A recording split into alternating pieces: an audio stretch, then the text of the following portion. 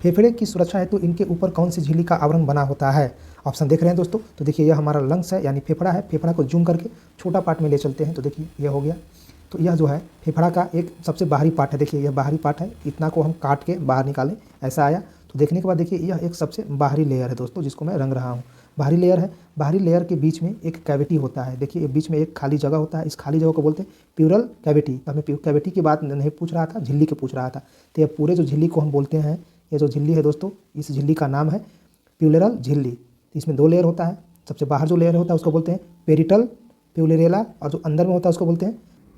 Hello दोस्तों, स्वागत है आपका अपना चैनल मैथ साइंस वर्ल्ड में। आज की वीडियो में हम बात करेंगे प्रत्येक एग्जाम में पूछे जाने वाले बायोलॉजी का एक बहुत ही महत्वपूर्ण चैप्टर से, जिसका नाम है श्वसन तंत्र।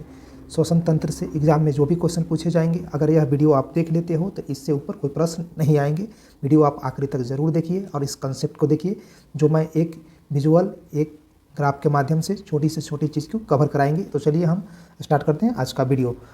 मनुष्य के फेफड़े का वज़न कितना होता है? यह मनुष्य का फेफड़ा है। तो मनुष्य के फेफड़े का वज़न जो होता है 1000 ग्राम होता है। अगर हम वॉल्यूम की बात करें यानी आयतन की बात करें, तो इसका जो आयतन होगा दोस्तों वह होता है 250 मिलीलीटर। कब? जन्म के समय, जब बच्चा जन्म लेता है।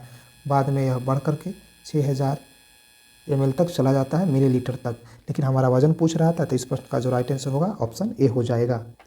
प्रश्न संख्या 2 देखेंगे। कोशिका श्वसन यानी कोशिकीय श्वसन कोशिकाओं के अंदर कितने चक्रों में पूरा होता है? बिल्कुल राइट आंसर दोस्तों, 2 चक्र में। ऑप्शन ए आप लोगों ने सही बताया है।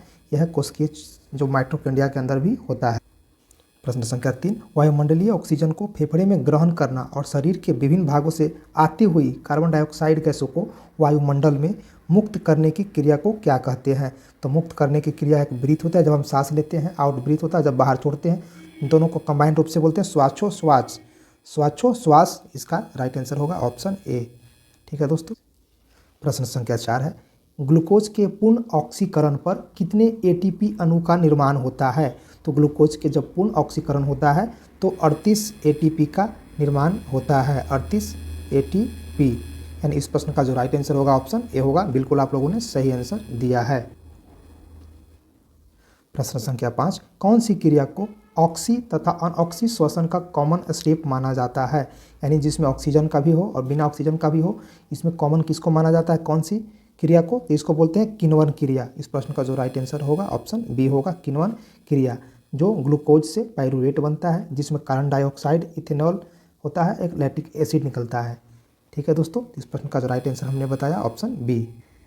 प्रश्न संख्या 6। श्वसन की क्रिया में वायु के कौन से घटक की मात्रा में कोई परिवर्तन नहीं होता है? यानी जब श्वसन होता है तो जब हम सांस लेते हैं फिर छोड़ते हैं, तो जितना लेते हैं उतना ही छोड़ते हैं, उस गैस का नाम बताना है, तो वह है नाइट्रोजन। ऑप्शन बी बिल्कुल सही जवाब आप लोगों ने दिया, ऑप्शन बी। नाइट्रोजन चक्र देखिए किस तरीक़ा से होता है। नाइट्रोजन चक्र का पूरा यहाँ पे अमोनिया से भी नाइट्रोजन मिलता है और ऊपर N2 की मदद से सजीव जगत इसको किसी न किसी रूप में ऑब्जर्व करके नाइट्रोजन का साइकिल चलाते रहते हैं। प्रश्न संख्या 7 देखेंगे। 7 क्या कहता है? हमारी छोड़ी हुई सांस की हवा में कार्बन डाइऑक्साइड की मात्रा लगभग कितनी होती है? जब हम सांस छोड़ते हैं तो उसमें कार्बन डाइऑक्साइड की मात्रा कितनी होती है? तो वह होती है दोस्तों 4%। जब छोड़ते हैं तो कितनी होती है? 4%। इस प्रश्न का राइट आंसर सी हो जाएगा। हमारा देखिए दोस्तों लंग्स है।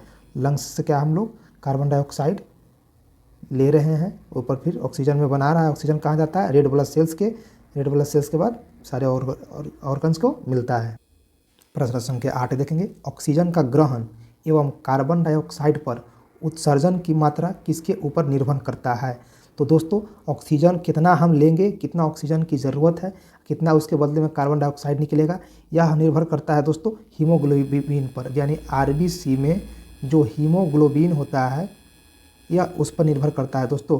क्योंकि हीमोग्लोबिन भी है, तो जब हमारा ब्लड के अंदर ऑक्सीजन जाता है फेफड़ा के माध्यम से, तो वायु ट्यूब्स रखते हैं, वायु ट्यूब्स यानी एयर वेसल्स रहते हैं, वह हमारे फेफड़े के वायु वेसल्स से सूख करके और हीमोग्लोबिन जो है उसका अपने में शामिल करता है। तो जितना हीमोग्लोबिन ज़्यादा होगा उतना ऑक्सीजन ज़्यादा लेगा और उसके बदले में कार्बन डाइऑक्साइड उतना उत्सर्जन होगा। तो मेनली किस पर डिपेंड करता है दोस्तों? तो मेनली डिपेंड करता है आरबीसी पर, यानी आरबीसी के हीमोग्लोबिन पर। इस प्रश्न का जो राइट आंसर होगा ऑप्शन ए होगा। प्रश्न संख्या 9, श्वसन के दौरान सर्वाधिक मात्रा में कौन सी गैस छोड़ी जाती है? तो जब हम श्वसन करते हैं तो सर्वाधिक मात्रा में जो छोड़ी जाती है वह है नाइट्रोजन। 78% लेते हैं वायुमंडल से, उतना ही यह छूट जाता है, यानी इस प्रश्न का जो राइट आंसर होगा ऑप्शन बी हो जाएगा, नाइट्रोजन। प्रश्न संख्या 10, केप्स चक्र में किसका संश्लेषण होता है? तो केप्स चक्र में किसका संश्लेषण होता है? बिल्कुल सही जवाब, पायरुविक अम्ल का। पायरुविक अम्ल का क्या होता है? संश्लेषण होता है किसमें? केप्स चक्र में। प्रश्न का राइट आंसर होगा ऑप्शन बी। यह केप्स चक्र का पूरा साइकिल है दोस्तों। यह केप्स चक्र कैसे बनता है? पहले कार्बोहाइड्रेट होता है, कार्बोहाइड्रेट से साइट्रिक एसिड, एस्ट्रिक एसिड, फिर यहाँ पे अल्फा केटोग्लोट्रिक एसिड, सैलिसिल एसिड, इस तरीक़ा से पूरा केप्स चक्र चलते रहता है, जिसमें एटीपी, एनडीएच, एफएडीएच और कार्बन डाइऑक्साइड सारे प्रोड्यूस होते जाते हैं। तो चलिए इतना डीपली नहीं जानना है, सिंपल ध्यान में रखेंगे कि केप्स चक्र में पायरुवेट अम्ल का संश्लेषण होता है। प्रश्न संख्या 11, ऑक्सी श्वसन की क्रिया में कितनी ऊर्जा का उत्पादन होता है? कितनी ऊर्जा का उत्पादन होता है ऑक्सी में? तय होता है 38 एटीपी। ऑक्सी में कितना होता है? 38 एटीपी, यानी ऑक्सीजन की मदद से जो श्वसन होता है उसमें कितनी ऊर्जा का उत्पादन होगा? 38 एटीपी। इस प्रश्न का राइट आंसर हो जाएगा। प्रश्न संख्या 12 देखेंगे, किसके ऑक्सीकरण के द्वारा उत्पन्न ऊर्जा को श्वसन कहा जाता है? तो जो ग्लूकोज होता है दोस्तों, ग्लूकोज के जो ऑक्सीडेशन होता है तो उसके द्वारा ही जो उत्पन्न ऊष्मा होता है उसी को श्वसन कहा जाता है। इस प्रश्न का राइट आंसर होगा ऑप्शन ए। इस प्रश्न का राइट आंसर क्या होगा? Option A. प्रश्न संख्या 13, फेफड़े की सुरक्षा हेतु इसके ऊपर कौन सी झिल्ली का आवरण बना होता है दोस्तों? तो यह देखिए आवरण था, इसको जूम करेंगे, यह हमारा लंग्स है, लंग्स को जूम करते हैं तो देखिए जूम करने के बाद यह हमारा क्या बन गया, उसको यहाँ से काट करके यहाँ से बड़ा जूम किए तो देखिए यहाँ पर एक लेयर बनता है। सबसे बाहरी लेयर को बोलते हैं प्यूलरल लेयर, इसको बोलते हैं प्यूलेरा झिल्ली। प्यूलेरा झिल्ली थोड़ी मोटी होती है, बीच में क्या होता है? कैविटी होता है, बीच में क्या होता है? खाली जगह देखिए, इस खाली जगह को प्यूलेरा कैविटी बोलते हैं। और जो बाहरी मोटाई में सबसे बाहर होगा उसको बोलते हैं पेरिटल, और जो सबसे अंदर होगा उसको बोलते हैं विसरल। तो ये दोनों को ध्यान रखेंगे कि बाहर क्या होता है? पेरिटल, और अंदर विसरल होता है। तो इस प्रश्न का जो राइट आंसर होगा वह होगा प्यूलेयुरल। तो इस प्रश्न का जो राइट आंसर होगा वो होगा प्यूलेयुरा झिल्ली, यानी ऑप्शन ए जो होगा आंसर हो जाए। अब देखेंगे प्रश्न संख्या 14, फेफड़े में गैसों का आदान प्रदान किनके माध्यम से होता है?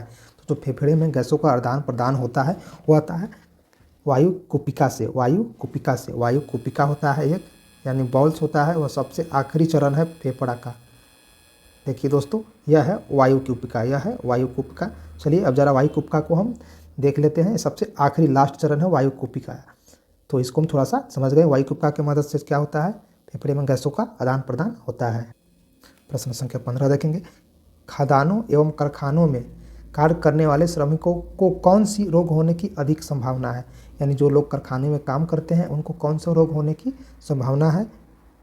तो उनको होती है दोस्तों सिलिकोसिस रोग। सिलिकोसिस रोग में क्या है कि जो हमारा लंग्स होता है वह काला पड़ जाता है। देखिए काला हो गया सिलिकोसिस रोग में, जो खानों में काम करता है उसको। प्रश्न संख्या 16, श्वसन में प्रयुक्त ऊर्जा है। श्वसन कैसी ऊर्जा है? भौतिक, रासायनिक, गतिज, विद्युत। यह है रासायनिक ऊर्जा है, क्योंकि ग्लूकोज को तोड़ करके जो है यह होता है प्रक्रिया। श्वसन कैसा है? रासायनिक। प्रश्न का जो राइट आंसर होगा ऑप्शन बी हो जाएगा। प्रश्न संख्या 17, भोजन निगलते समय सांस मार्ग को बंद कर देता है। कौन बंद कर देता है दोस्तों? तो जब हम भोजन निगलते हैं तो उस समय एपिग्लाटिस एक होता है गले में, ट्रैकिया के ऊपर, वही इसको बंद कर देता है। इस प्रश्न का राइट आंसर जो होगा ये होगा, उसी को यह बंद कर दे। यह देखिए दोस्तों गला है, गला को जूम करके हम आपको दिखाए हैं। तो यहाँ देखिए गला के अंदर एक लगा होता है ऐसा, यह क्या करता है? इसका नाम है एपिग्लाटिक्स। यह जब हम खाना खाते हैं तो जिधर फेफड़ा का नली खुलता है उसको चिपका देता है, और वह खाने वाले में फेफड़ा का जो बंद हो जाता है वो बंद हो जाता है। देखिए यही क्या है? एपिग्लास्टिक है।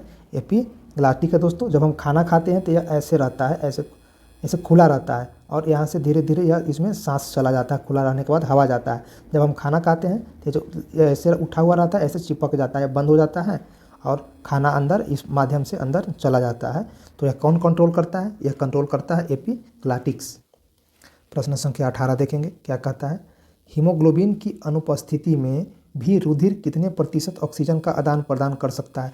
यदि हीमोग्लोबिन ना भी रहे तो क्या पूछ दिया दोस्तों कि हमारा जो ब्लड है कितने प्रतिशत क्या ऑक्सीजन का आदान प्रदान कर सकता है? बिल्कुल सही जवाब दोस्तों आप लोगों ने दिया। 2% जो है फिर भी कर सकता है। इस प्रश्न का जो राइट आंसर होगा ऑप्शन ए हो जाएगा।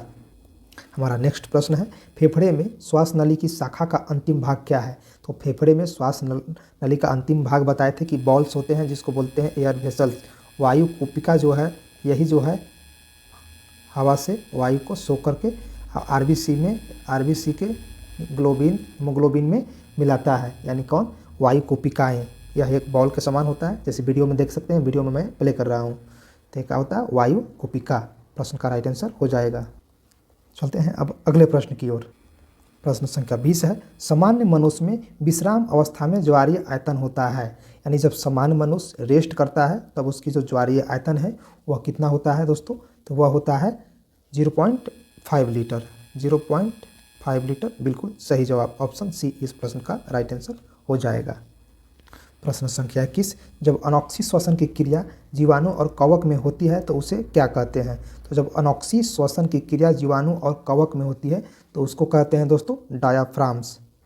सॉरी दोस्तों, उसको बोलते हैं किण्वन। उसको क्या कहते हैं? किण्वन कहते हैं। इस प्रश्न का जो राइट आंसर हो। प्रश्न संख्या 22 देखेंगे दोस्तों, वायु ग्रहण करते समय तनुपट डायाफ्राम होता है। तो जब हम वायु ग्रहण करते हैं तो जो तनुपट है दोस्तों वह चपटा हो जाता है, यानी चिपकता है, तो एयर वेसल्स बनता है और वह अंदर की ओर तीर। देखिए दोस्तों, जब वायु ग्रहण करते हैं तो यह हमारा जो है डायाफ्राम है, इस तरीका का एक डायाफ्राम होता है। जब वायु ग्रहण करते हैं ना तो अंदर में क्या होता है? अंदर जाकर चिपक जाता है। देखिए यह है, अंदर जा कर के यह क्या होता है? चपटा हो जाता है, अंदर की ओर तीरता है वायु को। तो चपटा मतलब ऑप्शन डी इस प्रश्न का राइट आंसर हो जाएगा। इस प्रश्न का राइट आंसर ऑप्शन डी हो जाएगा। प्रश्न संख्या 23 देखेंगे, शरीर में हीमोग्लोबिन का कार्य है। तो शरीर में हीमोग्लोबिन का मेन कार्य है ऑक्सीजन का परिवहन करना। ऑप्शन ए जो है राइट आंसर हो जाएगा। रेड ब्लड सेल्स क्या करता है? हमारे फेफड़े में जो वायु कोपिका होता है, वायु कोपिका से ऑक्सीजन को सेक लेता है। कौन? आरबीसी। आरबीसी का क्या? हीमोग्लोबिन जो है इसको सोख लेता है, यानी ऑक्सीजन का जो परिवहन है वह हीमोग्लोबिन के कारण ही होता है। प्रश्न संख्या 24, हीमोग्लोबिन के बारे में सही कथन है। यह रक्त में ऑक्सीजन का संचार करता है, सही है। यह लोह युक्त यौगिक है, यह भी सही है। यह कुछ रोगों से प्रतिरक्षा प्रदान करता है, यह गलत है। यह रक्त को लाल रंग प्रदान करता है, सही है। यानी इस प्रश्न का राइट आंसर 1, 2 और 4 किसमें दोस्तों दिया हुआ है? यह दिया हुआ ऑप्शन सी में। इस प्रश्न का राइट आंसर क्या होगा? ऑप्शन सी होगा। यह देखिए दोस्तों, यह हीमोग्लोबिन है इस तरीका से। प्रश्न संख्या 25 देखेंगे, मनुष्य में श्वसन प्रक्रिया का नियंत्रण मस्तिष्क के किस भाग द्वारा किया जाता है? तो मैंने इसके बारे में जो श्वसन प्रक्रिया है मस्तिष्क वाले चैप्टर में डिटेल से बनाया है दोस्तों। तो जिनको मस्तिष्क चैप्टर क्लियर नहीं है वो मस्तिष्क पे जाकर सर्च करके मेरे प्लेलिस्ट से देख सकते हैं। इसका राइट आंसर हो जाएगा मेडुला ऑब्लांगाटा, यानी इस प्रश्न का राइट आंसर ऑप्शन ए हो जाएगा। यानी मनुष्य में श्वसन प्रक्रिया का नियंत्रण मस्तिष्क के मेडुला ऑब्लांगाटा से होता है। अब देखेंगे प्रश्न संख्या 26, स्वच्छवसन के समय सीटी की आवाज़ आना कौन से रोग की पहचान है? तो स्वच्छवसन के समय जो है सीटी की आवाज़ आना यह है अस्थमा रोग की पहचान। जब अस्थमा हो जाता है तो जब हम सांस लेते हैं तो सीटी की आवाज़ जैसा लगता है। देखिए यह है नॉर्मल लंग्स की फिगर, इतना मतलब इसमें लंग्स में जाने के लिए जो है इतना जगह होता है, लेकिन जैसे ही अस्थमा हो जाता है तो अस्थमा वाला में देखिए कितना कम जगह है, इसलिए इसमें आसानी से जो है हवा नहीं जाता है अस्थमा में। ठीक है दोस्तों, तो यह सीटी की आवाज़ बचता है। अब देखेंगे अगला प्रश्न, प्रश्न संख्या 27 देखेंगे दोस्तों। 27 क्या कहता है? फेफड़ों की कुल क्षमता होती है। फेफड़ों की जो कुल क्षमता होती है दोस्तों, बिल्कुल सही जवाब दिया आप लोगों ने। यह होगा 5800 मिलीलीटर। जो मैंने पहले प्रश्न में ही बताया था कि 600 ml तक इसका आयतन जो है चला जाता है वयस्क मनुष्य में। कहाँ से स्टार्ट होता है? जन्म के समय यह होता है 250 ml से लेकर के 6000 ml तक। इस प्रश्न का जो राइट आंसर होगा ऑप्शन सी हो जाएगा। दोस्तों अगर फिगर से पढ़ने में आपको मज़ा आ रहा है तो हमारे वीडियो को लाइक ज़रूर करें, सब्सक्राइब करें और बाकी दोस्तों को भी शेयर करें। दोस्तों सब्सक्राइब करना ना भूलें ताकि आप तक मेरा वीडियो सबसे पहले पहुंचे।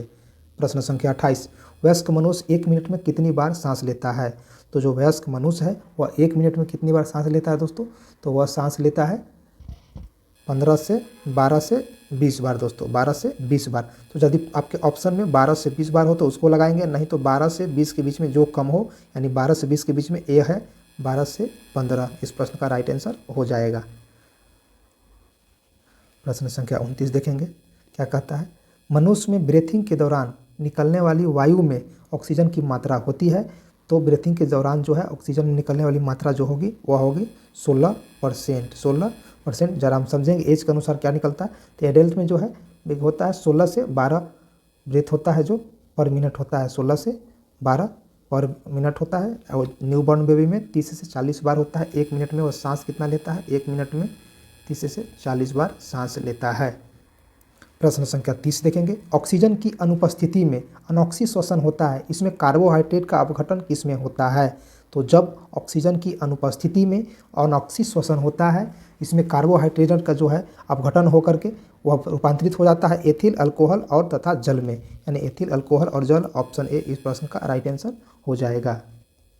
प्रश्न संख्या 31 देखेंगे। एक वयस्क मनुष्य 1 मिनट में कितनी बार सांस लेता है। तो एक वयस्क मनुष्य जो है एक बार में 12 से लेके 20 बार तक 12 से 20 बार तक सांस लेता है। अगर हमारे पास 12 और 20 बार के बीच में जो है दिया हुआ हो क्या डाटा तो वो सही होगा, लेकिन 12 से 20 के नीचे भी हो यानी 12 से 15 इस प्रश्न का राइट आंसर हो जाएगा। प्रश्न संख्या 32। हमारे छोड़ी हुई सांस की हवा में कार्बन डाइऑक्साइड की लगभग कितनी मात्रा होती है। तो जो हम सांस छोड़ते हैं उसमें कार्बन की 4% मात्रा होता है। ऑप्शन सी इस प्रश्न का राइट आंसर होगा। देखिए लंग है, ऑर्गेनिज्म है। जो ऑक्सीजन क्या है, ऑक्सीजन हम लोग हमारा लंग्स जो है ऑक्सीजन लेकर के किसको भेजता है, रेड ब्लड सेल्स को भेजता है। रेड ब्लड सेल्स सब पूरे बॉडी के ऑर्गेनिज्म को देता है, ठीक है। उसके बाद फिर उससे क्या कार्बन डाइऑक्साइड ही निकलता है, किससे, रेड ब्लड सेल्स से ही कार्बन डाइऑक्साइड कहाँ, फेफड़ा में उसको शुद्ध करता है। फिर फेफड़ा में जा कर के ये कितना परसेंट होगा, 4%। प्रश्न संख्या 33। गहरी सांस लेने पर कितने लीटर गैस का ग्रहण की जाती है। तो यदि हम गहरी सांस लेते हैं तो वह होता है 3.5 लीटर। बिल्कुल सही आंसर ऑप्शन ए इस प्रश्न का राइट आंसर हो जाए। बहुत ही वीवीआई क्वेश्चन दोस्तों। प्रश्न संख्या 34। मनुष्य में दायां फेफड़ा कितने पिंडों में विभाजित होता है।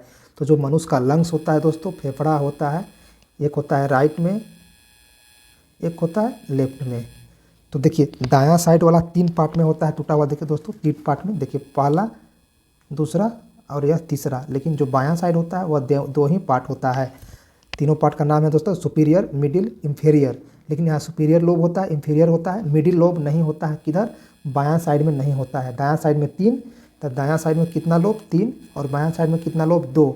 तो दायां फेफड़ा कितने लोब में बटा हुआ है, 3। इस प्रश्न का जो राइट आंसर होगा ऑप्शन ए हो जाएगा। तो चलिए दोस्तों आज का हमारा वीडियो कंप्लीट हो गया। मिलते हैं अगले वीडियो में। तो यदि पढ़ेगा इंडिया तो बढ़ेगा इंडिया। जय हिंद।